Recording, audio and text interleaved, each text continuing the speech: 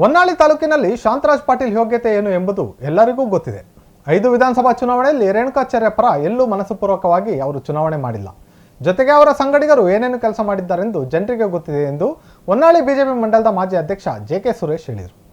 ಸುದ್ದಿಗೋಷ್ಠಿಯಲ್ಲಿ ಮಾತನಾಡಿದ ಅವರು, ಎಕನಹಳ್ಳಿ ಜಗದೀಶ್ ಕಾಂಗ್ರೆಸ್ನಿಂದ ಬಂದವರು, ಕೆ.ವಿ. ಚೆನ್ನಪ್ಪ ಕೂಡ ಕಾಂಗ್ರೆಸ್ನಿಂದ ಬಂದವರು. ಅದೇ ರೀತಿ ಹನುಮಂತಪ್ಪ 2013, 18 ಹಾಗೂ 23ರ ಚುನಾವಣೆಗಳಲ್ಲಿ ಆಟ ಕುಂಟು ಲೆಕ್ಕಕ್ಕಿಲ್ಲ ಎಂಬಂತೆ ಚುನಾವಣೆ ಮಾಡಿದ್ದಾರೆ. ಅವರು ಬಂದಾಗಲೆಲ್ಲ ಲಾಭ. ದಾವಣಗೆರೆಯ ಪ್ರತಿಷ್ಠಿತ J H. Patel academy, BIT road near Hemavathi hostel, Davangere admission open now ಮಾಡಿಕೊಂಡಿದ್ದಾರೆ. ಅದು ಕ್ಷೇತ್ರದ ಜನರಿಗೆ ಗೊತ್ತಿದೆ ಎಂದರು. ಶಾಂತರಾಜ್ ಪಾಟೀಲ್ ಎಲ್ಲಿಯೂ ಪಕ್ಷದ ಕೆಲಸ ಮಾಡಿಲ್ಲ. ಆದರೆ ರೇಣುಕಾಚಾರ್ಯ ಪಕ್ಷದ ಎಲ್ಲ ಚಟುವಟಿಕೆಗಳು ಜನರಿಗೆ ತಲುಪಿಸುವಂತೆ ಕೆಲಸ ಮಾಡಿದ್ದಾರೆ. ರೇಣುಕಾಚಾರ್ಯ ಅವರು 2028ರ ಅಭ್ಯರ್ಥಿಯಾಗಲು ಅವರಿಗೆ ನೈತಿಕತೆ ಇದೆ. 3 ಬಾರಿ ಗೆದ್ದು ಕ್ಷೇತ್ರ ಅಭಿವೃದ್ಧಿ ಮಾಡಿದ್ದಾರೆ ಎಂದರಲ್ಲದೆ, ಶಾಂತರಾಜ್ ಪಾಟೀಲ್ ಅವರ ಹೇಳಿಕೆಯನ್ನು ಹೊನ್ನಾಳಿ ಮಂಡಲದಿಂದ ತೀವ್ರವಾಗಿ ಖಂಡಿಸುತ್ತೇವೆ ಎಂದರು. ಅಷ್ಟೇ ಅಲ್ಲದೆ, ಶಾಂತರಾಜ್ ಪಾಟೀಲ್ ಅಂಡ್ ಟೀಮ್ ಮಾಧ್ಯಮದಲ್ಲಷ್ಟೇ ಹೀರೋಗಳು, ಕ್ಷೇತ್ರದಲ್ಲಿ ಝೀರೋಗಳು ಎಂದರು. ಇಲ್ಲಿಗೆ ಒಂದು ವಾರ ಆಯಿತು ಏನು ದಾವಣಗೆರೆ ಬೈ ಎಲೆಕ್ಷನ್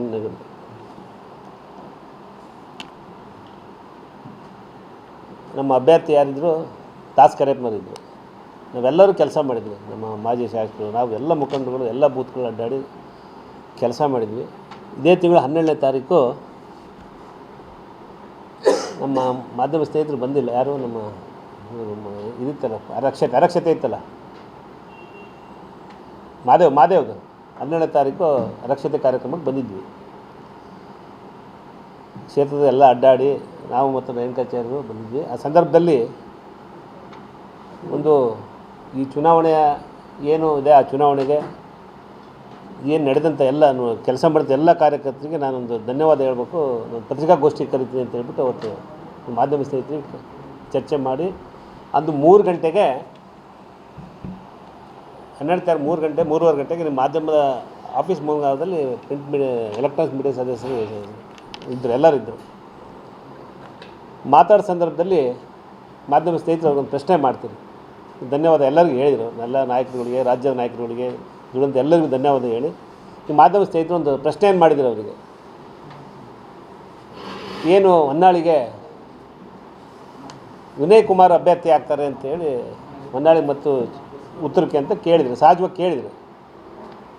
ಅವರು ಹೇಳಿದರು, ನೋಡ್ರಿ ಯಾವ ಪಕ್ಷದ ಅಂತ ಕೇಳಿಲ್ಲ, ಪಕ್ಷಾತ ಆದರೂ ಪಕ್ಷದಿಂದ ಆಗ್ತದೆ, ಪಕ್ಷೇತರ ಅಂತ ಎರಡು ರೀತಿಯಲ್ಲಿ ಹೇಳ್ತಾರೆ ಅಂತ ನೀವು ಮಾಧ್ಯಮ ಸ್ನೇಹಿತರು ಕೇಳಿದ ಪ್ರಶ್ನೆ ಕೇಳಿದ ಸಂದರ್ಭದಲ್ಲಿ ಅವ್ರು ಹೇಳಿದರು, ನಾನು ಈ ಆ ಕ್ಷೇತ್ರದಲ್ಲಿ 3 ಬಾರಿ ಶಾಸಕನಾಗಿದ್ದೀನಿ, 5 ಬಾರಿ ಚುನಾವಣೆ ಎದುರಿಸಿದ್ದೀನಿ, 2 ಬಾರಿ ಸೋತಿದ್ದೀನಿ, ಕ್ಷೇತ್ರ ಅಭಿವೃದ್ಧಿ ಮಾಡಿದ್ದೀನಿ, ಕ್ಷೇತ್ರದಲ್ಲಿ ಸಾಕಷ್ಟು ಹಿಡಿತದಲ್ಲಿದ್ದೀನಿ, ಜನರ ಮಧ್ಯೆ ಇದ್ದೀನಿ, ನಾನೇ ಅಭ್ಯರ್ಥಿ ಅಂತ ಹೇಳಿ ತಪ್ಪೇನಿಲ್ಲ ಹೇಳಿದರು.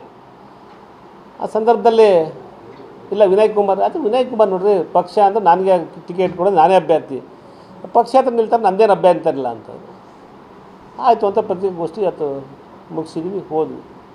ಇನ್ನು ಶಾಂತರಾಜ್ ಪಾಟೀಲ್ ಅದನ್ನೇ ಇಟ್ಕೊಂಡು ಬಂದು ಸುದ್ದಿಗೋಷ್ಠಿ ಏನು ಮಾಡಿದ್ದಾರೆ.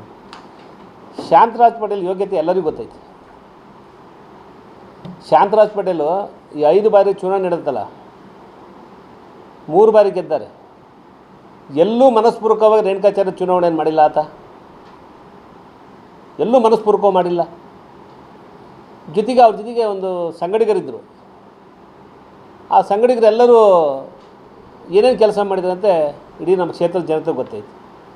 ನಾನು ಅಭ್ಯರ್ಥಿ ಹೊನ್ನಾಳಿಗೆ, ಹನುಮಂತಪ್ಪನೂ ಅಭ್ಯರ್ಥಿ, ಚೆನ್ನಪ್ಪನೂ ಅಭ್ಯರ್ಥಿ, ಜಗದೀಶ್ ಅಂತ ಇನ್ನೊಬ್ಬರು ಇದ್ದರು, ಅವರು ಅಭ್ಯರ್ಥಿ ಅಂತೇಳಿ ಅವರು ನಿನ್ನೆ ಪತ್ರಿಕಾಗೋಷ್ಠಿಯಲ್ಲಿ ಹೇಳೋ ಸಂದರ್ಭದಲ್ಲಿ ಹೇಳಿದ್ದಾರೆ. ಜಗದೀಶ್ ಕಾಂಗ್ರೆಸ್ಸಿಂದ ಬಂದಿರ್ತಕ್ಕಂಥವ್ರು, ಎಕನಹಳ್ಳಿ ಜಗದೀಶ್ ಬಂದು ಭಾರತೀಯ ಜನತಾ ಪಾರ್ಟಿಯಲ್ಲಿ ಬಂದು ಅವರು ಸದಸ್ಯರಾದರು. ಜೊತೆಗೆ ಚೆನ್ನಪ್ಪ ಅವರು ಕಾಂಗ್ರೆಸ್ಸಿಗಿದ್ದಾರೆ. ಅವ್ನು ತಗೊಂಬಂದು ನಾವೇನು ಮಾಡಿದ್ದೀವಿ, ನಗರದಲ್ಲಿ ಪುರಸಭೆ ಸದಸ್ಯರು ಮಾಡಿ ಅಧ್ಯಕ್ಷರು ಮಾಡಿ, ಮೊದಲನೇ ಸರಿ ಅಧ್ಯಕ್ಷರು ಮಾಡಿದರು. ಅವರು ಅಭ್ಯರ್ಥಿನೇ, ಚೆನ್ನಪ್ಪನೂ ಅಭ್ಯರ್ಥಿನೇ, ಕಾಂಗ್ರೆಸ್ಸಿಂದ ಬಂದದ್ದು.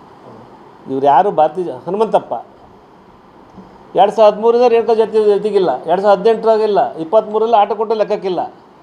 ಆ ರೀತಿ ಚುನಾವಣೆ ಮಾಡಿದಾರಲ್ಲ ಇವರು. ಇದಕ್ಕೆ ಗುಂಪು ಕಟ್ಕೊಂಡು ಈ ರೀತಿಯಾಗಿ ಗೊಂದಲವನ್ನು ಮಾಡ್ತಿದ್ದಾರೆ.